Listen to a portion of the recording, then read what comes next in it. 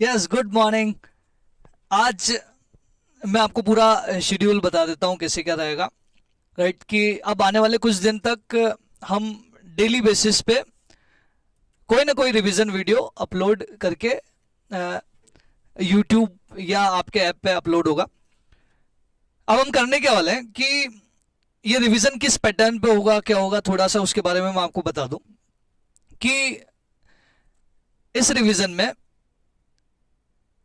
आपको सबसे पहले मैं बताऊंगा सारे कंसेप्ट्स। मैंने आपको क्लास में बोला था, आपको याद होगा, वापस से रिकॉल करवा देता हूं कि मैंने बोला था कि कुछ मैं वीडियो पॉडकास्ट आपको डालूंगा जिसमें कंसेप्ट कंसेप्ट पार्ट होगा। राइट। तो ये वाला जो रिवीजन प्लान है ये दोनों एस्पेक्ट को कवर करेगा।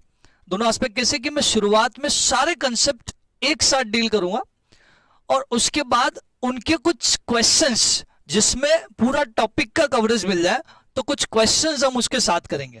तो जिनको केवल कंसेप्ट वाला पोर्शन देखना है वो कंसेप्ट वाले पोर्शन पे जा सकता है, और बाकी क्वेश्चंस के साथ पूरा 100% रिवीजन करना है तो आप इस रिवीजन के साथ पूरा 100% कनेक्टेड हो सकते हो। अगर इसको कर लिया तो ये मानो कि फाइनेंशियल मैनेजमेंट आपका पूरा कवर हो जाएगा। ठीक है। तो आज जो टॉपिक हम शुरू कर रहे हैं वो है वर्किंग कैपिटल मैनेजमेंट। आपके मॉड्यूल में है। राइट। आपके मॉड्यूल में ये एक ही टॉपिक है। इस चैप्टर के कुछ सब पार्ट है, case management, debtors management, working capital management, payable, inventory management, ये सारे हैं। उसमें से एक आपका डेटर्स मैनेजमेंट या रिसीवेबल मैनेजमेंट नाम का टॉपिक है, उसको आज हम कवर करने जा रहे हैं। देखो, रिसीवेबल मैनेजमेंट जैसे ही आया तो वैसे ही माइंड में कुछ थीम्स आएगी। राइट। क्योंकि भूल चुके होंगे आपके, बहुत दिन हो गए। राइट। पढ़े हुए बहुत ज्यादा दिन हो गए, बोले करेंगे क्या सर रिसीवेबल मैनेजमेंट, हम तो सब भूल गए। तो आपको एक कवरेज बता देता हूं कि यार रिसीवेबल मैनेजमेंट में हम क्या क्या करने वाले हैं। राइट। क्या क्या डिसीजंस के लिए इस चैप्टर को पढ़ने के बाद क्या क्या डिसीजंस हम हमारी प्रैक्टिकल लाइफ में ले पाएंगे, बिजनेस को लेके भी। तो ये कुछ कवरेज है जो हम सीखेंगे इस टॉपिक में। वो कवरेज है कि एक तो हम सीखेंगे क्रेडिट पॉलिसी का डिसीजन। बोले ये क्या होता है सर? क्रेडिट पॉलिसी का डिसीजन मतलब अब बिजनेस है, अब बिजनेस में डील कर रहे हैं तो उधार माल बेचेंगे। अब उधार माल बेचना है कि नहीं बेचना है, और अगर उधार माल बेचना है तो कितने दिन की क्रेडिट पे बेचना है, ये डिसीजन हम यहाँ लेंगे कि 30 दिन, 40 दिन, 50 दिन, 60 दिन, 70 दिन, कितने दिन की क्रेडिट पे हमको उधार माल बेचना चाहिए। तो वो डिसीजन हम यहाँ पे लेंगे। तो प्रैक्टिकल थीम समझ आ गई होगी कि प्रैक्टिकली हम इस टॉपिक को कहाँ अप्लाई कर पाएंगे कि हमारे बिजनेस में उधारी में बिजनेस करना चाहिए कि नहीं करना चाहिए। ठीक। एक हम डिसीजन लेंगे यहाँ पे फैक्टरिंग का डिसीजन। फैक्टरिंग का डिसीजन मतलब हम बिजनेस कर रहे हैं और बिजनेस करने के बाद हमारा कलेक्शन उतना एफिशिएंटली नहीं हो पा रहा, कलेक्शन में वो धार नहीं आ रही जो धार आनी चाहिए। राइट। तो इसके लिए फिर हम आउटसोर्स कर देते हैं हमारा पूरा कलेक्शन का डिपार्टमेंट। राइट। कि भैया किसी और को दे दिया, एक फैक्टर को दे दिया जिसका टेक्निकल नाम है, और वो फैक्टर पूरा अरेंजमेंट देखेगा। देखेंगे हम कि उस फैक्टर को अपॉइंट करना चाहिए कि नहीं करना चाहिए, वो सारे डिसीजन हम यहाँ लेंगे कि उस बंदे को, वो जो कलेक्शन वाला काम कर रहा है, राइट, उस वसूली भाई को हम अपॉइंट करें या ना करें, वो डिसीजन हम फैक्टरिंग में लेंगे। उसी फैक्टरिंग में आगे हम इफेक्टिव कॉस्ट ऑफ फैक्टर निकालना भी सीखेंगे कि जब फैक्टरिंग आ रही है, राइट, ऑर्गेनाइजेशन में फैक्टर को अपॉइंट कर रहे हैं तो उस फैक्टर को अपॉइंट करने की इफेक्टिव कॉस्ट कितनी है। राइट। इफेक्टिव कॉस्ट क्यों बोला जा रहा है? क्योंकि उसके आने की वजह से कुछ फायदे भी होंगे, कुछ नुकसान भी होंगे। तो वो कॉस्ट हमारी पूरी कॉस्ट नहीं होगी, वो कॉस्ट कुछ फायदा देके भी जाएगी, तो वो कॉस्ट रिड्यूस हो जाएगी। दैट्स व्हाई इफेक्टिव कॉस्ट की बात कर रहे हैं। और एक और चीज हम सीखेंगे वो है effective cost of not taking discount, कि डिस्काउंट नहीं लेते हैं। राइट। डिस्काउंट ले रहे हैं तो बेनिफिट मिलेगा, लेकिन डिस्काउंट ना ले तो वो बेनिफिट फॉरगॉन करने की अपॉर्चुनिटी कॉस्ट कितनी होगी। तो इस टॉपिक में हम ये सारे डिसीजंस कैलकुलेट करना सीखेंगे। आज हम शुरुआत कर रहे हैं क्रेडिट पॉलिसी डिसीजन के साथ, और अगले लेक्चर्स में आपको ये तीनों चीजें एक साथ मिलेगी। राइट। तो रिवीजन का एक अंदाज टारगेट जो मैंने लिया है वो मैं आपको कम्युनिकेट कर देता हूं। वो अंदाज टारगेट है कुछ 30 आवर्स, 30 घंटे में हम सारे कंसेप्ट विथ क्वेश्चंस कर पाए, जिन क्वेश्चंस में हमारे पूरे चैप्टर का कवरेज होता हुआ दिखे। राइट। तो इसके कुछ की फॉर्मूले, हम किसकी बात कर रहे हैं अभी? क्रेडिट पॉलिसी डिसीजन की। भैया कि उधार माल बेचना चाहिए कि नहीं बेचना चाहिए। तो उधार माल बेचने से पहले हम कुछ की फॉर्मूले समझ लें। राइट। क्योंकि आगे जिस शेड्यूल को हम फॉलो करेंगे, जिसके थ्रू हम ये डिसीजन लेंगे कि उधार माल बेचना चाहिए कि नहीं बेचना चाहिए, तो वहां ये कुछ फॉर्मूले काम आएंगे। तो उन फॉर्मूले को रिपीट कर लेते हैं, हमने क्लास में पढ़े। पहला फॉर्मूला है डेटर्स का। राइट। डेटर्स मतलब क्रेडिट सेल, हमारी एक ऑर्गेनाइजेशन में टोटल सेल होती है, उस पर अप्लाई नहीं होगा। डेटर्स हमेशा किस पे अप्लाई होगा? क्रेडिट सेल पे। तो टोटल सेल में से केस सेल वाला हिस्सा हम हटा देंगे, राइट। कभी कभी एग्जाम में ऐसा भी होगा कि सेल में बाइफर्केशन ही नहीं दिया कि ये टोटल सेल है कि क्रेडिट सेल है, तो फिर हम पूरी सेल को 100% सेल को क्या मान लेंगे? Credit sale. तो credit sale into ACP divided by 12, 365, 52 depend करेगा कि एसीपी किस में दिया है। एसीपी अगर मंथ में है तो हम डिवाइडेड बाय 12 करेंगे, right. 2 by 12, 3 by 12, right. ACP अगर डेज में है तो हम डिवाइड बाय 365 करेंगे। इस 365 की जगह क्वेश्चन कभी आपसे 360 की भी डिमांड कर सकता है, तो जब 360 क्वेश्चन बोले तो 360 ले लेना, ठीक है। और 52 भी लेंगे अगर ये एसीपी वीक में है तो, correct. Credit sale into ACP divide by 12, 365, 52, ठीक है। अब यही डेटर्स, इसी डेटर्स में मार्जिन जुड़ा हुआ होता है, क्योंकि डेटर्स को तो हम ऑब्वियसली इंक्लूडिंग मार्जिन बेचते हैं, तो इस डेटर में मार्जिन जुड़ा होता है। अगर मैं ही आपसे पूछूं कि ये डेटर एट कॉस्ट निकालो, तो और कुछ नहीं, उसको हम नाम देते हैं एवरेज ब्लॉकेज। एवरेज ब्लॉकेज के 3 नाम है, investment in debtor, cost of debtor या एवरेज ब्लॉकेज। एवरेज ब्लॉकेज मतलब हमारा पैसा बिजनेस में कितना उलझा हुआ है, राइट, कितना पैसा हमारा बिजनेस में इन्वेस्टेड है। वो क्रेडिट सेल जो हमने पिछला वाला फॉर्मूला लिया, बस सेम फॉर्मूला है, क्रेडिट सेल की जगह क्या आ जाएगा? Cost of credit sale. Cost of credit cell into ACP divide by 12, 365, 52। अब सवाल ये आता है कि what do you mean by cost of credit sale? तो कॉस्ट ऑफ क्रेडिट सेल का मतलब होता है variable cost plus fix cost. सब कुछ रिकॉल होता हुआ जा रहा होगा आपको अब, सारी चीजें बैक ऑफ द माइंड में, क्योंकि अनकॉन्शियस माइंड में तो हर चीज सेव है आपकी, तो वो वहां से रिकॉल होती हुई जाएगी। हाँ, कॉस्ट ऑफ क्रेडिट सेल मतलब वेरिएबल और फिक्स। लेकिन इसके कुछ एक्सेप्शन है। एक्सेप्शन क्या है? कि अगर फिक्स कॉस्ट गिवन नहीं है, but when fix cost is not available, तो हम ओनली वेरिएबल कॉस्ट लेंगे फिर, राइट। पूरी वेरिएबल कॉस्ट को ही मान लेंगे कि यही कॉस्ट ऑफ क्रेडिट सेल है। फिक्स कॉस्ट नहीं गिवन है तो अज्यूम नहीं करेंगे। और फिक्स और वेरिएबल दोनों ही गिवन नहीं है, फिक्स कॉस्ट भी नहीं है, वेरिएबल कॉस्ट भी नहीं है, तो हमारी फिर मजबूरी बन जाएगी कि हम ये अपॉर्चुनिटी कॉस्ट की कैलकुलेशन किस अमाउंट पे करेंगे? सेल अमाउंट पे, मतलब वो इंक्लूडिंग मार्जिन वाला अमाउंट है उस पे करेंगे। सेल में भी कौन सी वाली सेल? Credit sale, correct. और आगे बढ़, फिर एक रेशियो और आया डीटीआर, डेटा टर्नओवर रेशियो, जिसको आप रेशियो एनालिसिस में भी वापस रिवाइज करेंगे, राइट। यहां पे भी देख लेते हैं DTR, credit sales upon average debtors, right. DTR का यही फॉर्मूला है, credit sale upon average debtors. अब हम जब रिवीजन की तरफ जा रहे हैं ना, तो इस रिवीजन में हम वो बहुत सारे डेरिवेशन, बहुत सारे लॉजिक, बहुत सारे एग्जांपल्स ये कवर करके हमने सारी चीजें समझी थी। लेकिन इस रिवीजन पोर्शन में हम केवल चीजें डायरेक्टली रिकॉल करेंगे, राइट। इनके पीछे के डेरिवेशन, इनके पीछे के लॉजिक्स, राइट, वो हम नहीं पढ़ेंगे। फिर भी आपको अगर लगता है कि ये लॉजिक आप भूल गए, तो वो आप मुझे पर्सनली पूछ लेना अलग से, तो हम डील कर लेंगे, राइट। अभी हम केवल वही बात कर रहे हैं जो एग्जाम में काम की है, credit sale upon average debtors, ठीक है। इसका एक फॉर्मूला और है, एक फॉर्मूला और क्या है? 12, 365, 52 डिवाइडेड बाय एसीपी। साथ के साथ रिकॉल करते हुए जाना, आपकी कंसेप्ट कॉपी भी आपके साथ ही होगी, राइट। बिना कोशिश करना कि उसको रेफर करने की जरूरत ना पड़े, बिना देखे आप वो सारे कंसेप्ट रिकॉल कर पाओ, ठीक है। ये डीटीआर हो गया। ये डीटीआर हमने यहां क्यों पढ़ा डेटास मैनेजमेंट में? उसका रीजन इतना है कि बहुत सी बार क्या होता है कि डीटीआर आपको गिवन होता है और आपको एसीपी निकालना होता है। तो डीटीआर का एक फॉर्मूला होता है, DTR is equal to 12, 365, 52 divide by ACP. तो इस डीटीआर को यूज करते हुए हम एसीपी की तरफ मूव करते हैं, क्योंकि इस चैप्टर में पूरा रोल जो है वो एसीपी का है, राइट, एवरेज कलेक्शन पीरियड का। तो डेट्स वाई अगला फॉर्मूला हमने एसीपी का लिखा, जिससे डीटीआर से कनेक्ट करके अगर हम फॉर्मूला देखें तो 12, 365, 52 डिवाइडेड बाय डीटीआर। तो कभी क्वेश्चन में डीटीआर दिया, डीटीआर इज 4, तो हम क्या करेंगे? 12 डिवाइडेड बाय 4 कर देंगे, तो उसका एसीपी आ जाएगा 3 मंथ। तो उस एसीपी पे हमारे दूसरे फॉर्मूले अप्लाई हो जाएंगे। एक एसीपी का फॉर्मूला और है, average debtor upon credit sale into 12, 365, 52।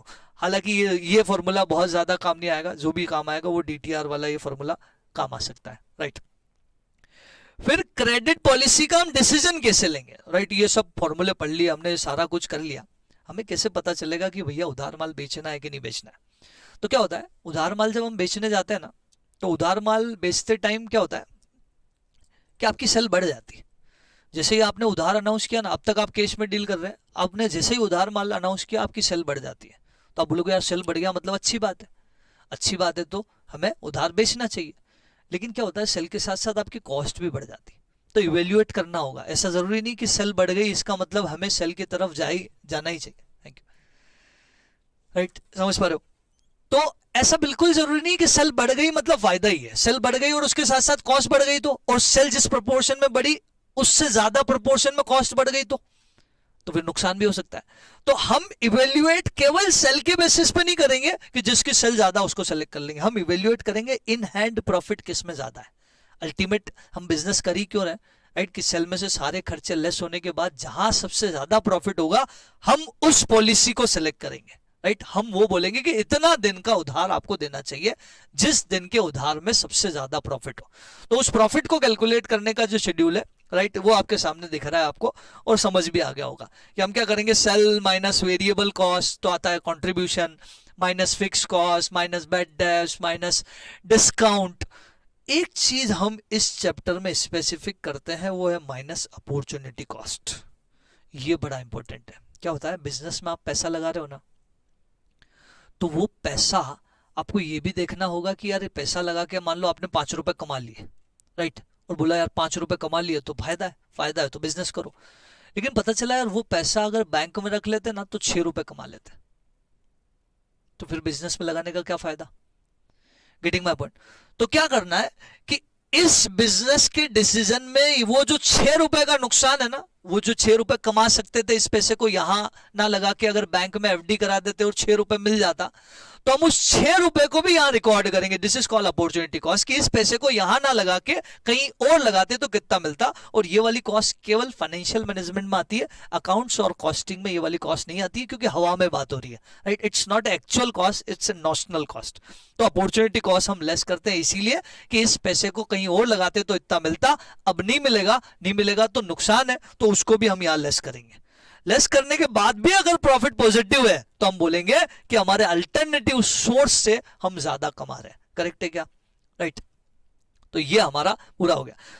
Statement की हेडिंग आएगी, लिखना मत भूलना, एग्जाम में ये इंपॉर्टेंट है, इसके आधे आधे नंबर है। स्टेटमेंट की हेडिंग लिखना मत भूलना, statement of calculation of net profit even of X Y Z limited, अगर कंपनी का नाम भी दिया है तो वो भी लिख दो। यहाँ पे amount in rupees, rupees in lakhs, rupees in crore, rupees in triple zeros, जिस डिनोमिनेशन में आपको क्वेश्चन में डिटेल गिवन है उस डिनोमिनेशन में आपको करना है। फिर सेल माइनस वेरिएबल कॉस्ट और ये सब किया तो नेट प्रॉफिट पे आप पहुंचे।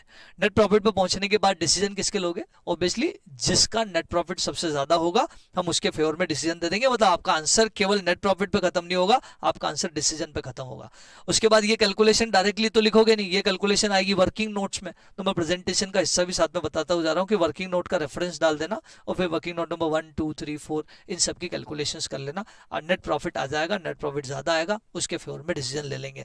लेट्स से कि पॉलिसी ए का नेट प्रॉफिट ज्यादा आया तो हम क्या बोलेंगे? We should accept policy A because it has higher net profit. We should accept policy B because it has higher. Higher की जगह हाईएस्ट वर्ड यूज करोगे वो ज्यादा बेहतर है, क्योंकि हायर 2 में यूज होता है, इससे ज्यादा है तो हाईएस्ट यूज कर लेंगे। करेक्ट। यहां तक की कहानी ऐसी हुई जहां कंसेप्ट पार्ट और ये डेटास मैनेजमेंट में हम करने क्या वाले हैं वो समझा। राइट, फैक्टरिंग और उससे रिलेटेड कंसेप्ट हम फैक्टरिंग के क्वेश्चन जब करेंगे तो उसके साथ ही करेंगे। तो क्वेश्चन मतलब हमारे रिवीजन लेक्चर्स का सबसे पहला हिस्सा हमेशा कंसेप्ट होगा। राइट, कंसेप्ट के बाद क्वेश्चंस में यहाँ कर रहा हूँ। अगर आपको लगता है कि नहीं क्वेश्चंस तो हमने कर लिए, क्वेश्चंस में कॉन्फिडेंस है, केवल हमने ये रिवीजन लेक्चर्स देखी इसलिए रहे कि केवल कंसेप्ट पार्ट के लिए, तो बस वो कंसेप्ट पार्ट आपका शुरुआत वाले में खत्म हो जाएगा। जैसे ही क्वेश्चन टाइम आएगा आप चाहो तो वीडियो को पॉज करके आप खुद क्वेश्चंस कर सकते हो। राइट, अभी मैं यहाँ पे आ रहा हूँ कि एक कंसेप्ट में हमारा एक और बचा है, वो एक क्रेडिट पॉलिसी या डिस्काउंट पॉलिसी जो है उसका एक फॉर्मेट होता है। राइट, जिसका फॉर्मेट का एग्जांपल लिखा है मैंने कि 2/10 net 30। What does it mean 2/10 net 30? यानी कि 30 दिन की हमने उधार सबको दी है, 30 दिन की क्रेडिट हमने सबको दी है। अगर कोई 10 दिन में पेमेंट कर देगा तो उसको 2% का डिस्काउंट देंगे। तो हमेशा इस पोर्शन पे जो भी होगा वो हमेशा परसेंटेज ऑफ डिस्काउंट होगा, या जो भी होगा वो पीरियड ऑफ डिस्काउंट होगा। राइट, ये जो भी होगा ये पीरियड ही होगा हमेशा, और यहाँ पे ये जो भी होगा ये क्रेडिट पीरियड होगा कि इतने दिन की हमने उधार दी, इतने दिन में पेमेंट करने पे इतना % का डिस्काउंट मिलेगा। तो क्या होता है कि कुछ कस्टमर्स इस डिस्काउंट के लालच में आके जल्दी पेमेंट करते हैं, कुछ कस्टमर डिस्काउंट का नहीं सोचते हैं, बोले 30 दिन में ही पेमेंट करेंगे। तो उससे क्या होता है कि हमारा एवरेज डिफर कर जाता है, एसीपी डिफर कर जाता है। और हमारे इस चैप्टर में सारी कैलकुलेशन किस पे बेस्ड है? एसीपी पे बेस्ड है, क्रेडिट पीरियड पे बेस्ड नहीं है कि 30 दिन पे बेस्ड नहीं है। 30 दिन पे हम निकालेंगे इसमें एसीपी, और एसीपी कम ज्यादा जो भी होगा उस पे बेस्ड होगी, क्योंकि हमारा एक्चुअल फंड तो उतने दिन के लिए ब्लॉक हुआ। तो इसके लिए ये जरूरी होगा कि ये बताना पड़ेगा क्वेश्चन को कि कितने परसेंट कस्टमर्स डिस्काउंट ले रहे हैं, ताकि वो पता लगे कि कितने परसेंट कस्टमर 10 दिन में पैसा दे रहे हैं और कितने परसेंट कस्टमर डिस्काउंट नहीं ले रहे हैं, यानी कि वो 30 दिन में पैसा दे रहे हैं, राइट। तो लेट्स से कि मैंने बोला यहाँ पे 60% customers are taking discount, 60% customers जो है वो डिस्काउंट ले रहे हैं, वो डिस्काउंट अवेल कर रहे हैं। तो व्हाट डज इट मीन? इसका मतलब क्या आ जाएगा फिर कि 60% लोग 10 दिन में पैसा दे रहे हैं, यानी कि 10 मल्टीप्लाई 60% प्लस 30 डेज में पैसा देने वाले 40% है, तो 30 मल्टीप्लाई 40%, राइट। तो ये आपका एवरेज आ जाएगा, कितना आ रहा है? It is coming 30 into 40% plus 10 into 60%, it is coming 18 days. Correct, check it, cross check कर लेना, ठीक है। बढ़े आगे, ये समझ आया। कभी कभी क्या होगा कि क्वेश्चन आपको ऐसी इंफॉर्मेशन भी दे सकता है कि 60% customers are paying within 10 days, but rest 40% customers are paying within 50 days. भले क्रेडिट 30 की है, लेकिन वो बोल रहे हैं 50 डेज में पे करेंगे। अब क्या करें? तो हमारी कैलकुलेशन स्टैंडर्ड पे बेस्ड नहीं होगी, जो बुक्स में लिखा है उस पे बेस्ड नहीं होगी। एक्चुअल में कब दिया पैसा? बोले 50 दिन, तो 50 दिन पे बेस्ड होगी। मतलब 10 मल्टीप्लाई 60% तो करेंगे, लेकिन 30 नहीं लेंगे। बचे हुए कितने दिन में दे रहे हैं? बोले 50 दिन में, तो यहाँ 50 लेंगे। हमारे लिए वो इंपॉर्टेंट है कि पैसा कब आया, वो इंपॉर्टेंट नहीं है कि हमने पैसा कब के लिए बोला था, राइट। हमने बोला था कि 30 दिन में दे देना, लेकिन नहीं दिया सामने वाले ने 50 दिन में दिया, तो हम 50 दिन पे कैलकुलेट करेंगे। करेक्ट है, समझ आई बात। कभी कभी ऐसा भी हो सकता है कि बहुत सारी टेबल दी होती है कि 10 दिन में इतने परसेंट दे रहे, 20 दिन में इतने परसेंट दे रहे, 40 दिन में इतने परसेंट दे रहे, तो हम वो सारे परसेंटेज को मल्टीप्लाई करके एक एवरेज कलेक्शन निकाल लेंगे और उस एवरेज कलेक्शन पे हमारी कैलकुलेशन बेस्ड होगी। ऐसा हम क्वेश्चन करेंगे लेटर ऑन, राइट। तो सारे कंसेप्ट क्लियर है क्या आपको? डेटर्स का formula, right, credit sale into ACP divided by 12 360 50 12 365 52, फिर एवरेज ब्लॉकेज, राइट, फिर आपका फॉर्मूला किसका? डीटीआर का, राइट, डीटीआर का फॉर्मूला क्लियर। फिर उसके बाद एसीपी का फॉर्मूला, ये सब जहन में रख लेना, राइट, ये सारे माइंड में रख लेना कि ये सारे फॉर्मूले आगे कहीं ना कहीं किसी न किसी क्वेश्चंस में आपको अप्लाई होते हुए दिखेंगे। लेकिन एक सबसे ज्यादा इंपॉर्टेंट फॉर्मूला जो पता है वो है अपॉर्चुनिटी कॉस्ट का फॉर्मूला। अपॉर्चुनिटी कॉस्ट का फॉर्मूला है cost of credit sale, cost of credit sales multiply ACP divided by 12 365 52। बोले सर ये तो अभी देखा, बिल्कुल ठीक है, सही बोल रहे हो आप। एवरेज ब्लॉकेज वाला फॉर्मूला है, वही फॉर्मूला है, बस उस एवरेज ब्लॉकेज को हम मल्टीप्लाई करेंगे ROR से, रेट ऑफ रिटर्न से, तो हमारा आ जाएगा अपॉर्चुनिटी कॉस्ट, राइट। कि इतना पैसा जो हमारा एवरेज ब्लॉकेज है, इतना पैसा जो हम बिजनेस में इन्वेस्ट कर रहे हैं, इसको कहीं और इन्वेस्ट करते तो इतना % का रिटर्न मिलता, वो रिटर्न अब नहीं मिलेगा, इसीलिए अपॉर्चुनिटी कॉस्ट बोल रहे हैं। कभी कभी इस अपॉर्चुनिटी कॉस्ट की बजाय आपको ये भी आ जाता है इंटरेस्ट कॉस्ट। घबराना मत, इंटरेस्ट कॉस्ट अपॉर्चुनिटी कॉस्ट दोनों सेम ही होती है, बस ROR की जगह जो है, ROR की जगह क्या होता है? इंटरेस्ट का रेट आ जाता है। बाकी फॉर्मूला सेम है कि इतना पैसा हमने जो बिजनेस में लिया वो मार्केट में इस रेट ऑफ इंटरेस्ट के साथ लिया, तो मल्टीप्लाई इंटरेस्ट रेट कर देते हैं, तो हमारा इंटरेस्ट का फिगर आ जाता है। तो हमारा खुद का पैसा अगर हमने लगाया है तो अपॉर्चुनिटी कॉस्ट, और बैंक से लोन लेके लगाया है तो interest cost. Is it clear? पूरी कहानी क्लियर है क्या? कि डेटा मैनेजमेंट में यही करना है बस हमको, अपॉर्चुनिटी कॉस्ट कैलकुलेट करना है, राइट। उसके बाद sale minus variable cost minus सारी कॉस्ट करनी है, और फाइनल नेट प्रॉफिट पे पहुंचना है, राइट। एक और चीज समझ लो कंसेप्ट वाइज में, फिर क्वेश्चंस पे आएंगे। कभी कभी क्या होता है, अपॉर्चुनिटी कॉस्ट जो है ब्रैकेट में लिख दिया जाता है कि आफ्टर टैक्स है, जिसमें लैंग्वेज क्या होती है क्वेश्चन की लैंग्वेज होती है कि rate of return is 15% after tax. तो इसमें क्वेश्चन तो सेम होता है, अपॉर्चुनिटी कॉस्ट का फॉर्मूला भी यही लगता है, बस अपॉर्चुनिटी कॉस्ट की टाइमिंग में चेंज आ जाता है, राइट। आपको याद आ गया होगा कि इस केस में अपॉर्चुनिटी कॉस्ट की टाइमिंग जो होती है वो क्या होती है, सेल माइनस वेरिएबल कॉस्ट तो आता है contribution, minus fixed cost minus bad debts minus discount, right.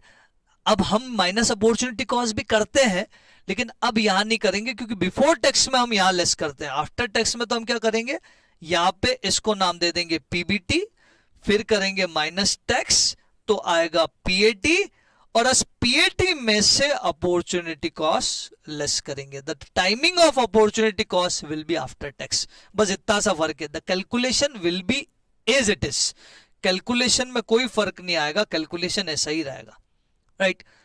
Sure. एक और चीज और ध्यान से सुन लो, कभी कभी क्या होगा कि आपको आरओआर बोलेंगे तो सही कि आरओआर आपको आफ्टर टैक्स लेना है, राइट, लेकिन ये बोलेंगे कि आरओआर जो गिवन है क्वेश्चन में वो है 20% before tax. Question after tax करना है लेकिन आरओआर बिफोर टैक्स दे दिया, तो पहले 20% को आफ्टर टैक्स करना और उसके बाद अपॉर्चुनिटी कॉस्ट कैलकुलेट करना और उसकी टाइमिंग टैक्स के बाद लेना, राइट। ठीक है, अब क्वेश्चन के साथ हम आगे डील करते हैं तो आपको 100% क्लियरिटी आएगी कि कैसा है। तो it's a question time now, concept of datas management is over, right. Overview आपको पूरा क्लियर हो गया होगा कि हम क्या करने वाले हैं, राइट। तो इसके क्वेश्चंस पे आ रहे हैं, मैं अब उन क्वेश्चंस को ले रहा हूं जिनसे सारा पूरा का पूरा चैप्टर कवर होता हुआ आपको दिखेगा, राइट। वो है क्वेश्चन नंबर 5 से हम शुरुआत कर रहे हैं। क्वेश्चन नंबर 5,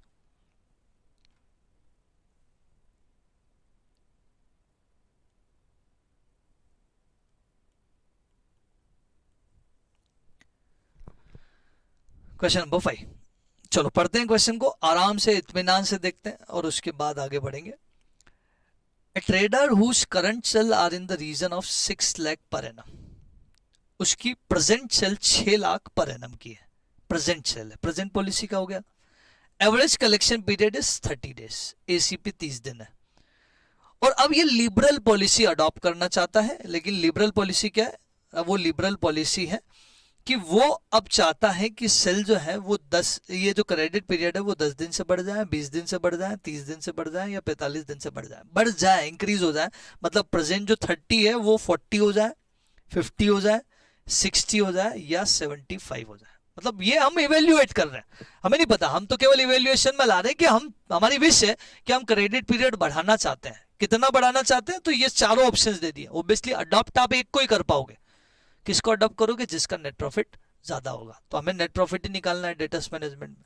फिर इन्होंने बोला कि इसकी वजह से क्या होगा कि सेल में इंक्रीमेंट आ जाएगा। जो प्रेजेंट सेल आपकी 6 लाख है वो 630 हो जाएगी, 648 हो जाएगी, 675 हो जाएगी और 690 हो जाएगी, इतने से बढ़ जाएगी। और ये डिफॉल्ट एंटिसिपेटेड, मतलब ये बेड डेप्स का परसेंटेज है कि इतना बेड डेप्स होने के चांसेस है, ठीक। फिर इन्होंने बोला selling price per unit is 3, average cost per unit is 2.25 और variable cost per unit is 2, ठीक है। तो ये इंपॉर्टेंट है यहां पे, ये समझना कि 2.25 एवरेज कॉस्ट है और वेरिएबल कॉस्ट 2 है। मतलब आपकी टोटल कॉस्ट 2.25 है लेकिन वेरिएबल 2 ही है, तो सेल के अकॉर्डिंग जो मूव होगी वो 2 रुपए होगी। तो 0.25 क्या है फिर, 0.25 will be considered as fix cost. Fix cost में एक और इंपॉर्टेंट नोट बता दूं मैं आपको कि fix cost will always be calculated on present level. Present level पे हम फिक्स कॉस्ट कैलकुलेट करेंगे, बस हर लेवल पे 0.25 अप्लाई नहीं करेंगे क्योंकि फिर वो फिक्स कैसे रहेगा। तो फिक्स विल बी फिक्स, तो प्रेजेंट पे कैलकुलेट होगी और एज इट इज, जो प्रेजेंट पे आ गई कॉस्ट जितनी भी आई वो प्रपोज में एज इट इज उतनी की उतनी रहेगी, तभी वो फिक्स कंसिडर होगी, अदरवाइज वो फिक्स नहीं है फिर, करेक्ट। तो fix cost will always calculated on present level, will applied on propose level, ठीक है। फिर करंट बेड डेप्स 1% आया, required rate of return on additional investment 20% आया। ये रिटर्न जो है वो अपॉर्चुनिटी कॉस्ट कैलकुलेट करने में काम आएगा। अज्यूम 360 डेज, क्वेश्चन ने 360 बोल दिया तो फिर आपको 365 नहीं लेना है और बताना है कि कौन सी पॉलिसी आपको अडॉप्ट करनी है, ठीक है। चलो, तो इस क्वेश्चन को जब करने जाएंगे तो क्वेश्चन को करते टाइम आपको ये समझ आ गया होगा कि हम एक फॉर्मेट बनाएंगे और उस फॉर्मेट में कॉलम रहेगा क्या, पर्टिकुलर्स, एक आएगा प्रेजेंट पॉलिसी का कॉलम और 4 आएंगे प्रपोज पॉलिसी के कॉलम, करेक्ट। 4 प्रपोज्ड पॉलिसी के कॉलम आएंगे, एक प्रेजेंट पॉलिसी का। इसका हेडिंग जो होगा वही statement of calculation of net profit, amount in rupees, ये सब आएगा। यहां पे आएगा पर्टिकुलर्स, यहां आएगा प्रेजेंट पॉलिसी, यहां आएगा प्रपोज्ड पॉलिसीज, क्योंकि एक से ज्यादा है, ए बी सी डी। ठीक, शुरुआत कहां से होगी? हमेशा सेल्स से। सेल्स माइनस वेरिएबल कॉस्ट तो आएगा contribution. Contribution minus fix cost minus bad debts. अब डिस्काउंट इसमें है नहीं, डिस्काउंट होता तो वो भी आता, राइट, माइनस अपॉर्चुनिटी कॉस्ट। ये सब लेस करेंगे तो हम पहुंच जाएंगे नेट प्रॉफिट पे, राइट। और नेट प्रॉफिट जिसका ज्यादा होगा उसका डिसीजन लेंगे। तो बहुत आसान से क्वेश्चंस आएंगे डेटर्स मैनेजमेंट में, राइट, बस इतना ही करना रहता है। अब हम आगे बढ़े तो सेल कितनी है प्रेजेंट पॉलिसी की, क्वेश्चन देखते हुए जाओ, आपके नोट्स में अवेलेबल है, राइट। वो है क्वेश्चन नंबर 5 ऑफ नोट्स। तो प्रेजेंट पॉलिसी की सेल है कितनी? 6 लाख, और बाकी सब में 630, 648, 675 इतने से हम बढ़ाएंगे, इंक्रीज कर रहे हैं। तो 630, फिर 648, 675 और 690, करेक्ट। अब वेरिएबल कॉस्ट कैसे कैलकुलेट होगी? तो ध्यान से सुनना, वेरिएबल कॉस्ट कैलकुलेट कैसे होगी कि 6 लाख की आपकी सेल है और 3 रुपए की सेलिंग प्राइस है। तो 6 लाख की सेल को अगर डिवाइडेड बाय मैं 3 करूं तो क्या क्वांटिटी सोल्ड आ जाएगा? रिपीट कर रहा हूं वापस से, 6 लाख की टोटल सेल्स है और 3 रुपए एक यूनिट की प्राइस है, सेलिंग प्राइस। तो अगर मैं इससे डिवाइड कर दूंगा तो क्या ये क्वांटिटी सोल्ड आ जाएगा? क्या बिल्कुल आ जाएगा। बोले कितना? 2 लाख का। 2 लाख क्वांटिटी आ गई, अब नंबर ऑफ यूनिट आ गई। नंबर ऑफ यूनिट आ गई तो टेंशन ही खत्म, 2 रुपए पर यूनिट की कॉस्ट है, तो नंबर ऑफ यूनिट को 2 से मल्टीप्लाई कर दूंगा तो मेरा वेरिएबल कॉस्ट आ जाएगा किसका? प्रेजेंट लेवल का, ठीक है। फिर और आगे गया, प्रपोज लेवल में 6,30,000 की सेल है, सेम फॉर्मूला यूज करूंगा, 6,30,000 को डिवाइडेड बाय 3 करूंगा तो क्वांटिटी सोल्ड आएगा जो कि आएगा 2,10,000, राइट। मल्टीप्लाई 2 करूंगा तो उसकी वेरिएबल कॉस्ट आ जाएगी। तो मैं हर लेवल पे क्या करूंगा? Divide by 3 multiply 2, divide by 3 multiply 2। तो मैं यही चीज ब्रैकेट में लिख सकता हूं, यहां पे क्या ब्रैकेट में लिख सकता हूं? 2/3 ऑफ सेल्स, 2/3 ऑफ सेल्स। तो ये सेल है, इस सेल को multiply 2 divide by 3, multiply 2 divide by 3, multiply 2 divide by 3 करते हुए जाओ तो बताओ कितना कितना आ रहा है? तो ये आ रहा है 4 लाख, फिर 4,10,000, फिर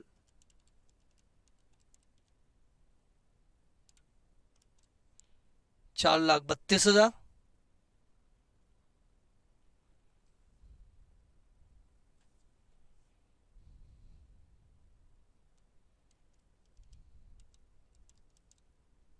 $4,20,000 है, सॉरी ये वाला। आप कैलकुलेट करते हुए जाना साथ के साथ, राइट।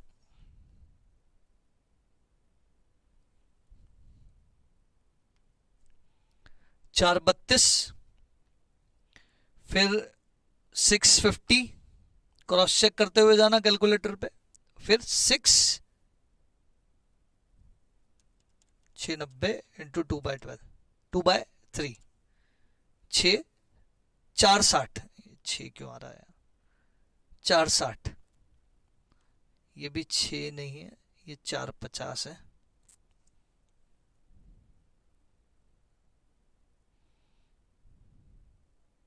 इस पॉइंट ऑफ टाइम पे मैं आपको मिस करता हूँ यार, कि जब स्टूडियो में बैठ के रिकॉर्डिंग करनी तो सारी कैलकुलेशन कैलकुलेटर पे ही करनी होती है ना। फेस टू फेस में तो क्या होता था कि आप बिल्कुल सामने बैठे हो और एकदम पूरी की पूरी लाइन जो है वो कैलकुलेशन में लगी रहती थी और पूरा बता देते थे, कहीं कोई गलती होती थी तो भी बता देते। यहाँ बताने वाला ही कोई नहीं, ठीक है। कॉन्ट्रीब्यूशन जो है वो कितना?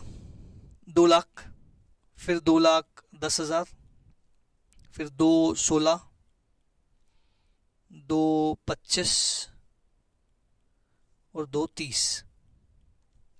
करेक्ट। फिक्स कॉस्ट की कैलकुलेशन ऑलवेज प्रेजेंट लेवल पे होगी, प्रपोज पे एज इट इज अप्लाई होगी। तो प्रेजेंट लेवल पे जब फिक्स कॉस्ट कैलकुलेट करेंगे तो क्वेश्चन की एक लाइन से हम आगे जाते हैं कि 2.25 हमारी टोटल कॉस्ट है और 2 वेरिएबल कॉस्ट है। मतलब इन दोनों का डिफरेंस जो है वो कितना है, 0.25 आपकी क्या है, फिक्स कॉस्ट, लेकिन ओनली एट प्रेजेंट लेवल। तो 6 लाख को अगर डिवाइडेड बाय मैं 3 करूं और मल्टीप्लाई मैं 0.25 करूं, 6 लाख डिवाइड बाय 3 तो क्वांटिटी आ जाएगी, मल्टीप्लाई 0.25 तो मेरा फिक्स्ड कॉस्ट आ जाएगा। हालांकि ये कैलकुलेशन मुझे वर्किंग नोट में बनानी है, राइट, मैं यहाँ डायरेक्ट लिख रहा हूं, लेकिन आपको एग्जाम में ये वर्किंग नोट नंबर 1 में कैलकुलेट करना होगा, वो आ रहा होगा 50,000, राइट, ब्रैकेट में आ जाएगा वर्किंग नोट। मैंने अभी डायरेक्ट कैलकुलेटर पे बताया आपको, लेकिन एग्जाम में ये वर्किंग नोट नंबर 1 में कैलकुलेट करके बताना। और एक बार 50,000 आ गया तो ये 50,000 हर जगह इज इट इज सेम हो जाएगा, क्योंकि fix will be fix. Correct. फिर बेड डेप्स। अब बेड डेप्स में तो परसेंटेज दिया है इन्होंने, परसेंटेज दिया है तो प्रेजेंट का बेड डेप्स है 1%, 1% किस पे अप्लाई होगा, सेल पे, तो 6 लाख का 1% हो गया 6,000। फिर अगला बेड डेप्स कितना है 1.5, फिर 2 3 4, 1.5% किस पे लगेगा, ये 6,30,000 इंटू 1.5%, तो 9450, फिर 648 इंटू 2%, 12,960, फिर 675 इंटू 3%, 20,250, फिर 690 इंटू 3%, 690 इंटू 4%, 27,600। अब केवल अपॉर्चुनिटी कॉस्ट बची है, इसके अलावा सब कुछ हो चुका है। अपॉर्चुनिटी कॉस्ट की कैलकुलेशन भी वर्किंग नोट में होगी, राइट, और ये वर्किंग नोट हमें प्रेजेंट करना पड़ेगा। इवन आपको समझाने के लिए मुझे भी बताना पड़ेगा कि ये वर्किंग नोट अपॉर्चुनिटी कॉस्ट का मैं बना रहा हूं। नंबर इसलिए नहीं डाल रहा कि इसके पहले फिक्स कॉस्ट और दूसरे वर्किंग नोट्स भी आपके बन सकते हैं, तो नंबर्स एग्जाम में डिपेंड करेगा कि आपने इससे पहले कितने वर्किंग नोट बना दिए। अपॉर्चुनिटी कॉस्ट जब भी लिखूंगा मैं, तो अपॉर्चुनिटी कॉस्ट का क्या एक फॉर्मूला आएगा, क्या अपॉर्चुनिटी कॉस्ट का क्या एक फॉर्मूला आएगा, opportunity cost is equal to cost of credit sale multiply SGP divided by 360, क्योंकि क्वेश्चन ने बोला है, multiply ROR। Cost of credit sale का मतलब क्या होता है, बोले variable cost plus fix cost. Is it given in the question, बोले हाँ दोनों गिवन है, वेरिएबल कॉस्ट और फिक्स कॉस्ट सब कुछ गिवन है आपको, right.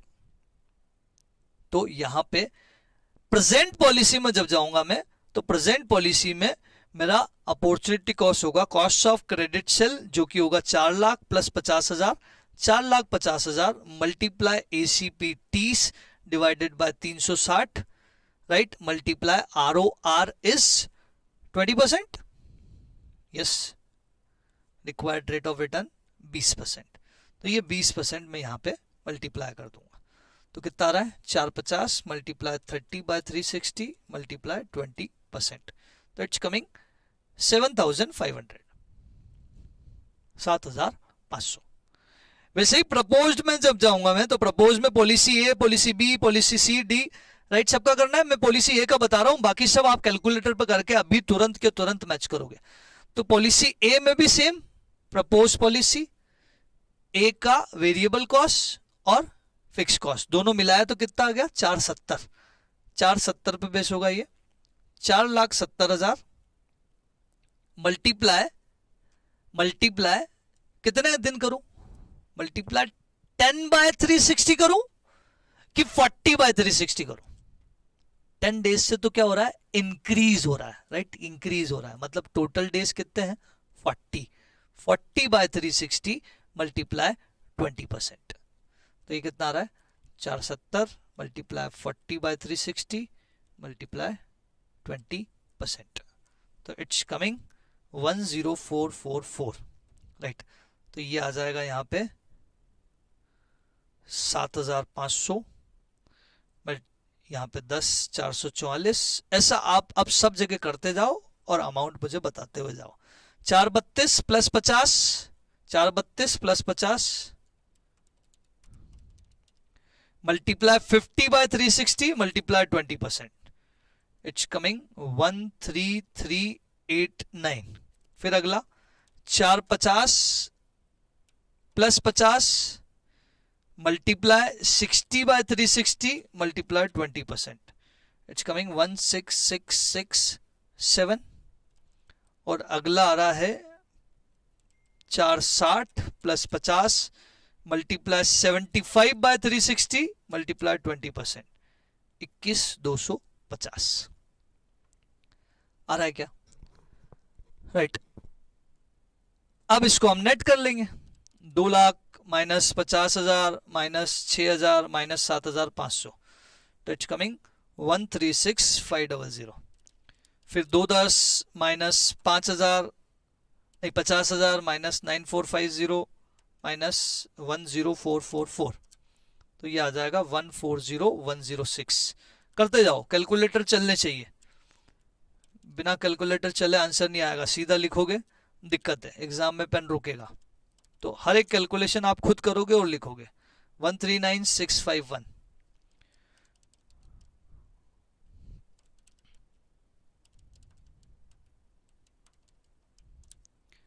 It's coming 138083। Last 230 minus 50 minus 27600 minus 21250, तो 131150। राइट चेक कर लो, आ रहे हैं आंसर्स। किस पॉलिसी का नेट प्रॉफिट सबसे ज्यादा है? तो इट्स, अगर आप देखोगे कंपैरिजन करके, तो इट्स पॉलिसी ए। तो हम डिसीजन जो लेंगे वो क्या लेंगे? डिसीजन पे आंसर खत्म होगा। आंसर क्या आएगा? डिसीजन लेंगे policy A should be adopted because it has highest net profit. बराबर है क्या? अगर यही क्वेश्चन आफ्टर टैक्स होता तो कुछ भी नहीं होता।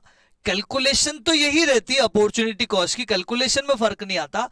बस इससे पहले हम यहीं पे नेट कर देते, उसको नाम देते पीबीटी, फिर माइनस टैक्स करते तो नाम देते पीएटी, और पीएटी के बाद हम ये वाला अमाउंट लेस कर देते, और पीएटी के बाद जो अमाउंट लेस करते फिर वो आ जाता net profit after opportunity cost. तो आफ्टर टैक्स में कोई खास बात नहीं है, एग्जैक्टली सेम है, बस टैक्स के बाद अपॉर्चुनिटी कॉस्ट की टाइमिंग आ जाएगी। श्योर। चलो बढ़े आगे। फिर अब हम अगले क्वेश्चंस की तरफ आ रहे हैं। राइट नेक्स्ट क्वेश्चन जो हम कर रहे हैं हमारे नोट से, वो है क्वेश्चन नंबर 8।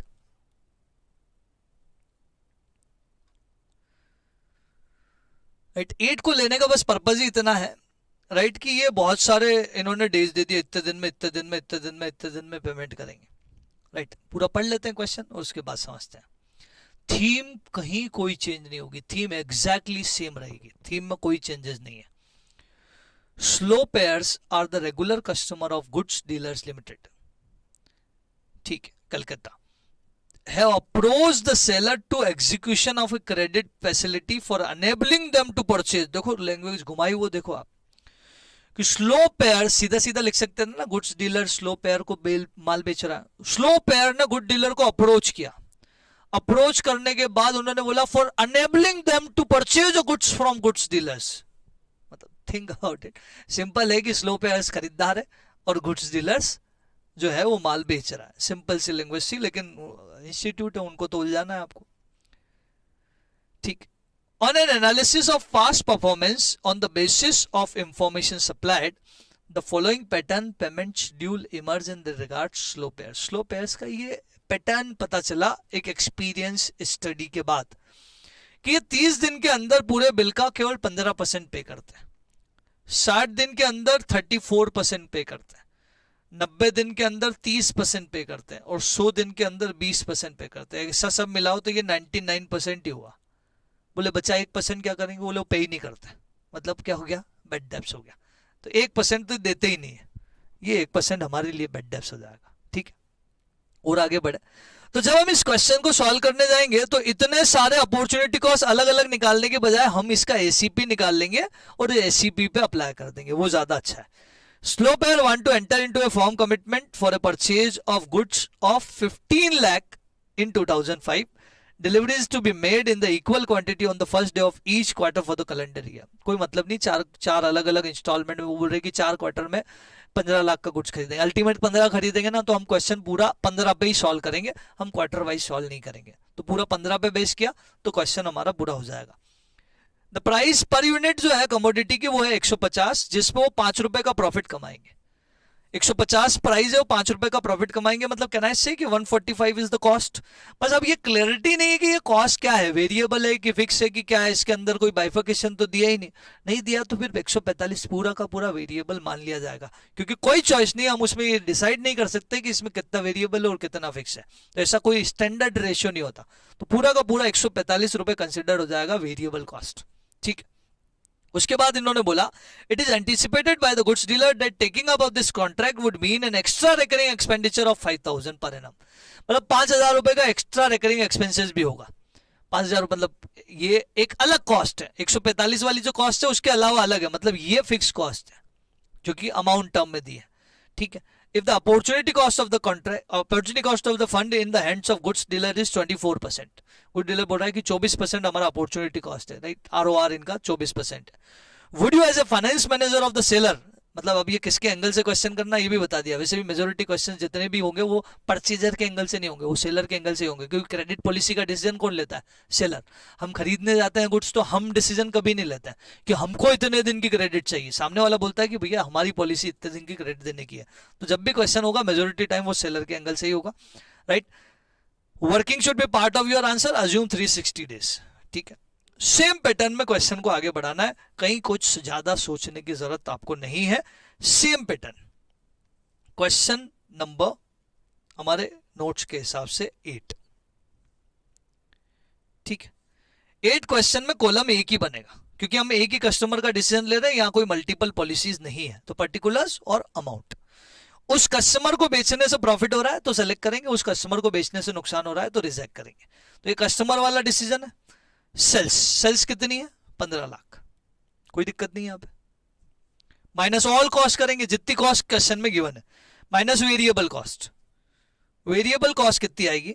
तो वेरिएबल कॉस्ट पर यूनिट हमें आइडेंटिफाई कर ली, वो है 145 रुपए.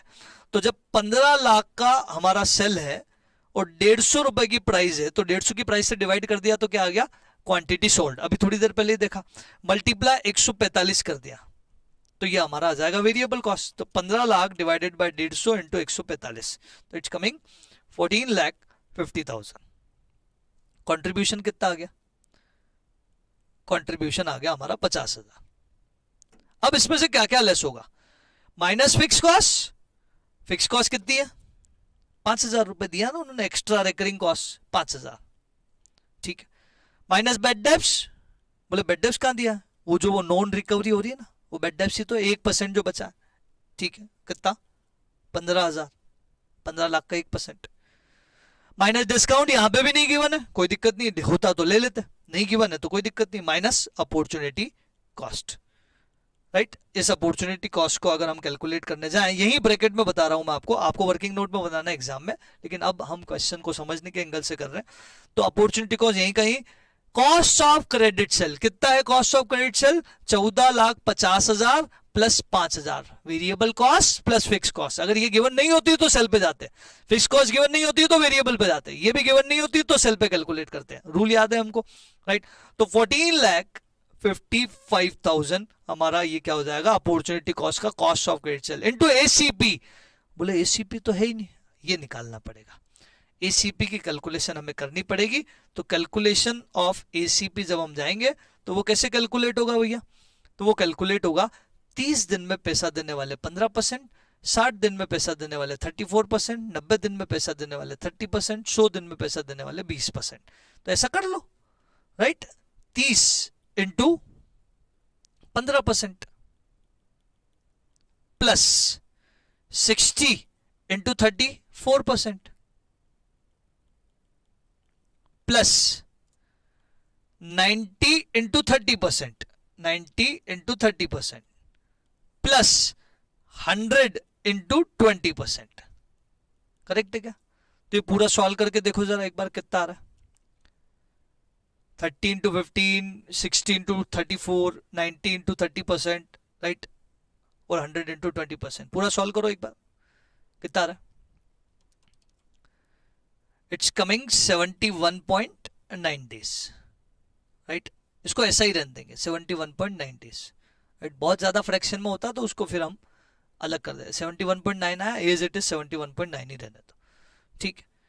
तो 14,55,000 मल्टीप्लाई 71.9 डिवाइडेड बाय 360 मल्टीप्लाई कितना परसेंट अपॉर्चुनिटी कॉस्ट का परसेंटेज है? 24%। तो मल्टीप्लाई 24%, तो करो 14,55,000 into 71.9 divided by 360 multiplied 24%. So it's coming 69743.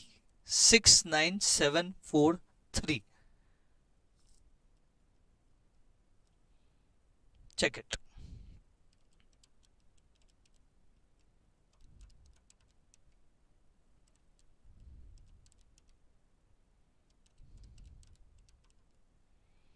आ रहा है क्या ये?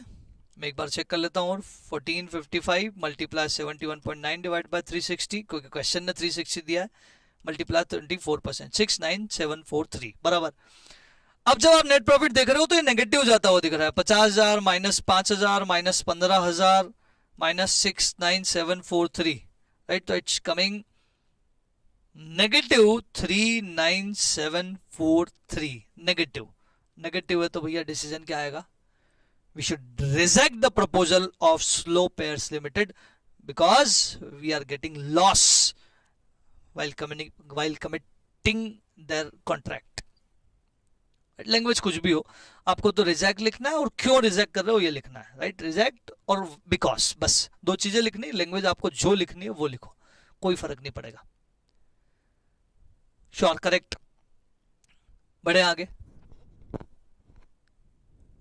बढ़े, चलो और आगे बढ़े। और हम अब अगर क्वेश्चन करने जाएं तो एक क्वेश्चन हम ये वाला कर लेते हैं।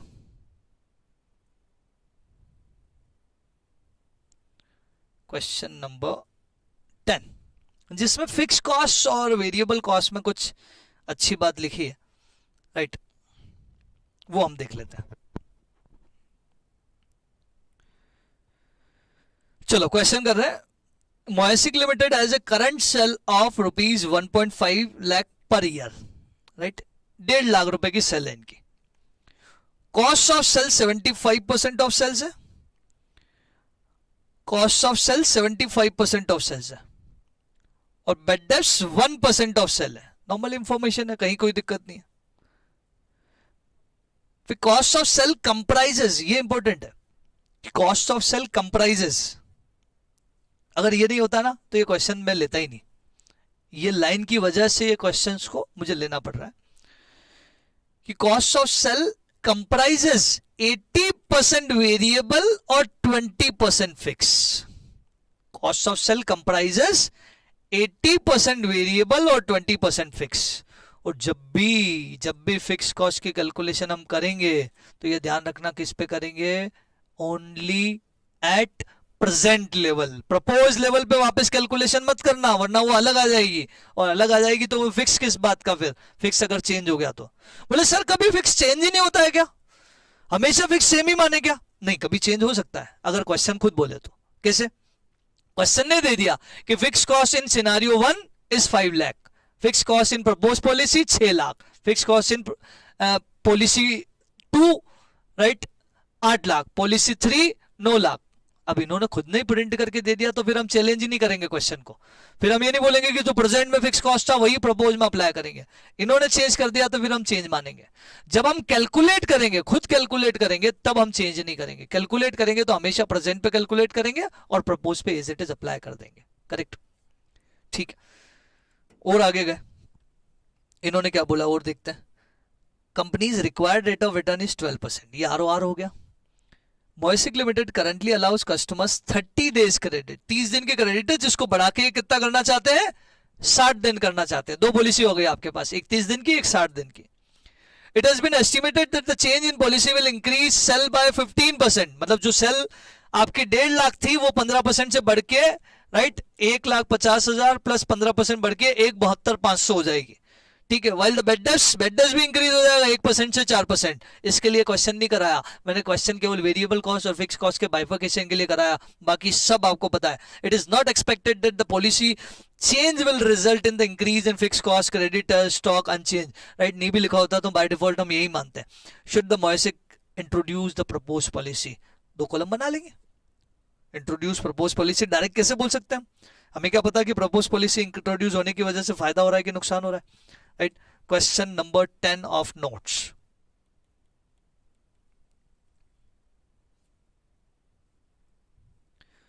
तो अब लग गया होगा कि डेटास मैनेजमेंट एक सेम पैटर्न पे आगे बढ़ता है, इससे कैसे क्वेश्चंस होते हैं सारे।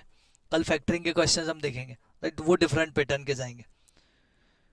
चलो यहां पे हम बात करें तो ये प्रेजेंट पॉलिसी और ये प्रपोज पॉलिसीज, ठीक है। सेल दिया है 1,50,000 और 15% बढ़ के 1,72,500 माइनस वेरिएबल कॉस्ट। तो वेरिएबल कॉस्ट कैसे आएगी, वेरिएबल कॉस्ट कैसे आएगी कि इन्होंने बोला कॉस्ट ऑफ सेल 75% और 75% का 80% वेरिएबल है, यानी कि इसका पहले 75% करो और उसका बाद में क्या करो 80% करो, तो आप वेरिएबल कॉस्ट पे पहुंच जाओगे। 1,50,000 मल्टीप्लाई 75% मल्टीप्लाई 80%। आप डायरेक्ट भी कर सकते हो, डायरेक्ट 75 का 80% होता है 60, तो सेल का 60% भी आप डायरेक्ट कर सकते हो, it is one of the same thing, right. ये कितना आ गया 90,000। 1,72,500 मल्टीप्लाई 75 मल्टीप्लाई 80%, राइट। कैलकुलेशन के लिए हम ऐसा कर रहे हैं, राइट। डायरेक्ट 60% भी किया जा सकता है। तो ये आ गया आपका कंट्रीब्यूशन। कंट्रीब्यूशन कितना आ गया 172,500 माइनस 103,500, तो ये आ गया 69,000 और ये आ गया 60,000, राइट। माइनस बैड डेप्स, नहीं माइनस फिक्स कॉस्ट पहले ले लेते हैं, फर्क कुछ नहीं पड़ेगा कौन सा पहले ले रहे कौन सा बाद में ले रहे, लेकिन फिक्स कॉस्ट की कैलकुलेशन इंपॉर्टेंट है। वो कितनी है, fix cost will always be calculated at present level. बहुत बार रिपीट कर चुका हूं, एग्जाम में भूलना मत।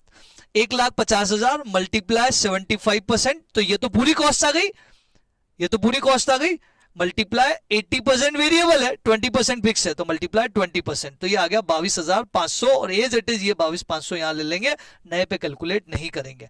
Minus bad debts minus opportunity cost, तो आपका आ जाएगा नेट प्रॉफिट। और आई डोंट थिंक सो कि मुझे इसके बाद आपको सॉल्व करवाने की जरूरत है, इसके बाद आप खुद सॉल्व कर लोगे। इसके बाद जिसका नेट प्रॉफिट ज्यादा आएगा उसको सेलेक्ट कर लोगे। बेड डेप्स 1% और 4% इस पे अप्लाई होगा। अपॉर्चुनिटी कॉस्ट किस पे अप्लाई होगा, समझ आ गया, variable cost plus fix cost multiply period, right. Variable cost plus fix cost multiply period multiply ROR, right. Solve हो जाएगा, कोई दिक्कत नहीं है, 100%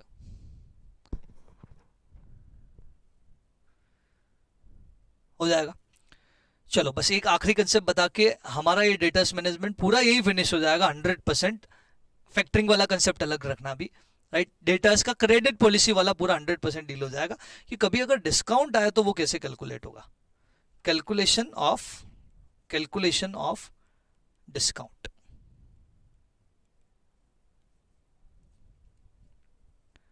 दो तीन एग्जांपल दूंगा आपको डिस्काउंट क्लियर हो जाएगा, राइट। मतलब 2-3 प्रैक्टिस के लिए दूंगा, एक में क्लियर हो जाएगा, बचे हुए 2 प्रैक्टिस के लिए होंगे। कि जैसे बोला मैंने 2/10 नेट 30 और मैंने बोला 60% customers are taking discount, 60% customers are taking discount. भैया एसीपी कैलकुलेट करने मत जाओ, राइट। एसीपी नहीं पूछ रहा मैं आपसे, आपने एसीपी कैलकुलेट कर लिया होगा अब तक, बोले ये 10 मल्टीप्लाई 60% 30, ये तो कर लिया हमने। इसके बाद हम डिस्काउंट की तरफ आ रहे हैं, एसीपी आपको आता है और यही सेम एग्जांपल अभी थोड़ी देर पहले सॉल्व किया, तो आपने कैलकुलेटर अगर प्रेस कर दिया तो रोक दो, भी रोक दो। अगला एग्जांपल सुनो बस। Total sales is equal to 1 lakh. ACP नहीं पूछ रहा, आता है आपको, मैं पूछ रहा हूं डिस्काउंट कितना रहा होगा। टोटल सेल अगर 1 लाख की रही तो डिस्काउंट कितना रहा होगा। तो हमें ये निकालने के लिए ये देखना होगा कि 1 लाख का 2% डिस्काउंट दे दिया तो गलत हो जाएगा, क्योंकि पूरी सेल पे डिस्काउंट दिया क्या आप लोगों ने, पूरी सेल पे डिस्काउंट नहीं दिया, आपने उन्हीं लोगों को डिस्काउंट दिया जिन लोगों ने 10 दिन में पैसा दिया। बोले कितने लोगों ने 10 दिन में पैसा दिया? बोले 1 लाख का 60%, 60% लोगों ने ही 10 दिन में पैसा दिया, मतलब 60,000 की सेल ऐसी है जिसके ऊपर हमने डिस्काउंट दिया। कितना डिस्काउंट दिया? मल्टीप्लाई 2%। Getting my point? बहुत आसान सा है कि डिस्काउंट निकालने के लिए पहले ये तो बताओ, पहले बेस तो बताओ कि किस सेल पे डिस्काउंट दिया, तो डिस्काउंट तो हम अप्लाई कर देंगे, डिस्काउंट का परसेंटेज तो डायरेक्टली अवेलेबल है 2%। लेकिन ये 2% टोटल पे अप्लाई नहीं होगा क्योंकि हमने सारों को डिस्काउंट थोड़ी दिया, हमने उन्हीं लोगों को डिस्काउंट दिया जिन लोगों ने उस पॉलिसी के बेनिफिट को उठाया है। वो पॉलिसी का बेनिफिट उठाने वाले कितने थे? 60% लोग। अब क्लिक हो गया होगा आप लोगों को मेरे हिसाब से कि पहले हम निकालेंगे 1 लाख का 60%, तो ये आएगी वो सेल जिसके ऊपर डिस्काउंट दिया गया। कितना डिस्काउंट दिया गया? 2% का डिस्काउंट दिया गया, तो इट्स कमिंग 12,000, नहीं 1200 होगा आई थिंक, 1200 क्रॉस चेक कर लेते, 60,000 इंटू 2%, 1200 आया। क्या समझ आया? चलो एक एग्जांपल और, पहले आप सॉल्व करोगे फिर मैं सॉल्व करूंगा, right. Example number 2, 5/15, 5/15 net 45, ACP नहीं निकालना, राइट, आता है वो आपको। 5/15 net 45, total sales is equal to 5 lakh. 40% customers are taking discount, 40% of customers are taking discount। बताओ फटाफट, विद इन 30 सेकेंड्स आंसर बताओ। यस, अब तक आंसर आ जाना चाहिए। कितना? 10,000। कैसा है ये 10,000? कि 5 लाख की टोटल सेल है, 5 लाख की सेल का 40% लोग डिस्काउंट ले रहे हैं, तो 5 लाख इंटू 40% मतलब 2 लाख की ऐसी सेल है जिसके ऊपर हमने डिस्काउंट दिया, राइट। तो 2 लाख की सेल पे कितना डिस्काउंट दिया? मल्टीप्लाई 5%, तो 10,000 आएगा। Getting my point? 5% यहां से उठाया। Sure, right. ऐसा मल्टीपल क्वेश्चंस आपके सामने आ जाए तो भी कर लोगे क्या? श्योर।